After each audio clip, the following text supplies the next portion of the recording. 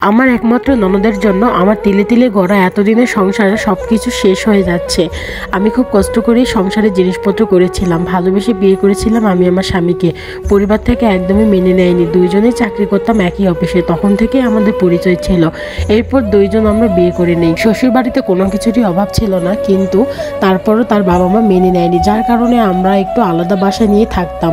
বিয়ের পরে আমাদের দুইজনের টাকা দিয়ে সংসার চালাতাম, কিন্তু খায়ে পরে বেঁচে থাকার মতো সেটা দিয়ে তেমন কোনো উন্নতিও হচ্ছিল না। এমন অবস্থায় আমার স্বামী ভাবলো যে সে বিদেশ যাবে এবং সে চলেও গেল। এখন আমি একা থাকা শুরু করলাম, আর আমার চাকরিটাকেও ছাড়লাম না, কেননা একাই তো আসি। চাকরিটা করলে দুইটা টাকা আসবে, নিজের খরচটাও একলে চালাইতে পারবো। আর আমি ছোটবেলা থেকে অনেক বেশি পরিশ্রমী, আর নিজে যেটা পছন্দ করি সেটা কিনতেও খুব বেশি ভালোবাসি। তো খুব কষ্ট করে টিউশনি করাতাম তখন থেকে টাকা জমাতাম। তারপর যখন জব করলাম তখনও কিছু কিছু টাকা জমিয়ে রাখতাম। তো সকল টাকা জমিয়ে একটা সময় আমি 1.5 লাখ টাকা দিয়ে ফার্নিচার কিনি আমার সংসারের জন্য।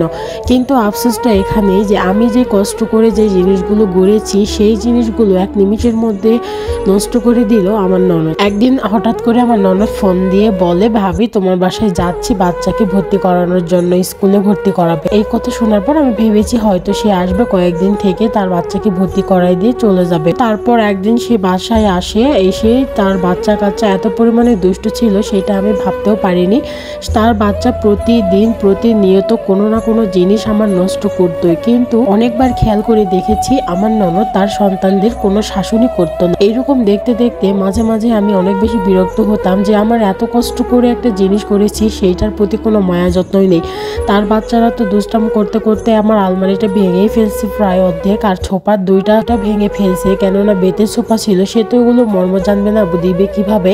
আর এদিকে তো আমার শাশুড়ি আর ননদ ফোনে যখন কথা বলতো খুব হাসি খুশি আনন্দ উল্লাস করে কথা বলতো, কিন্তু একটা বারের জন্য এটা বলতো না তারা খুব ভালো আছে, এটা ভেবেই তারা কথা বলতো।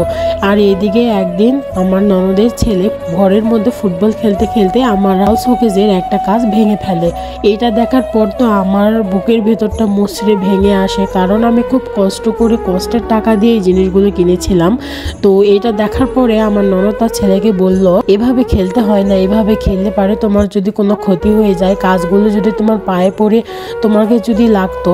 এই বলে সে তার ছেলেকে নিয়ে গেল। কিন্তু আমি যখন কাজগুলো কুড়াচ্ছিলাম তখন চোখ দিয়ে আমার 1 ফোঁটা 2 ফোঁটা করে পানি পড়তেছিল টাইলসের মধ্যে।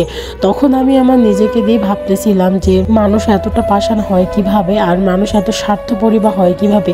প্রতিটা মেয়েরই একটা স্বপ্ন থাকে সংসারটাকে নিজের মতো করে সাজাবে। আমার তিলে তিলে গড়া এত সুখ, এত শখের সংসার আমার ননদের কারণে একটু একটু করে ভেঙে যাচ্ছে। আমি আমার স্বামীকে সব বলে দিই। তো আমার স্বামী তখন আমাকে বলে, তুমি বাসা চেঞ্জ করো, স্কুল থেকে অনেক দূরে বাসা নাও, দেখবে এমনি চলে যাবে। যদিও আমি সমাজের কাছে খারাপ হয়ে যাব, অনেকের কাছেই আমি ভালো বৌমা হব না, অনেক খারাপ হয়ে যাব, কিন্তু কিছুই করার নেই, আমার নিজের স্বার্থের জন্য এতটুকু আমাকে করতেই হতো। তো গল্পটি যদি ভালো লাগে অবশ্যই শেয়ার করে পাশে থাকবে।